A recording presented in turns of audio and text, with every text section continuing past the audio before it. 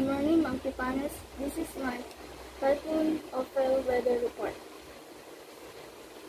Super Typhoon Ophel forecast to make landfall over eastern Cagayan, while Tropical Cyclone wind signal number 5 remains over parts of the province. And it's 11 a.m. bulletin on Thursday, November 14. And as it says, it last carried Ophel over the coastal waters of Bulacan, Isabela, carrying maximum sustained winds of 185 km per hour near the center, and gustiness of up to 230 km per hour. Signal number 5 is up over the towns of Santa Ana and Balisaga in mainland Cagayan, where typhoon force winds bring extreme threats to life and property.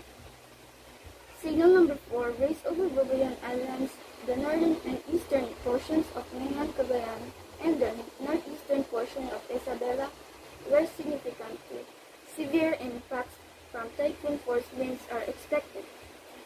Batanes, the rest of Cagayan, the northern, central, and southeastern portions of Isabela, the northern portion of Apayao, and the northern portion of Ilocos Norte are under signal number 3, where storm force may bring moderate to significant impacts. 9 areas in northern Luzon are placed under signal number 2, where minor to moderate impacts from gale force winds are possible.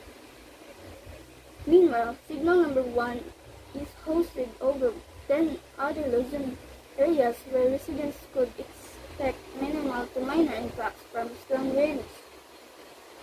Super Typhoon Ophel will move northwestward over the Philippine Sea before making landfall along the eastern coast of Cagayan on Thursday afternoon.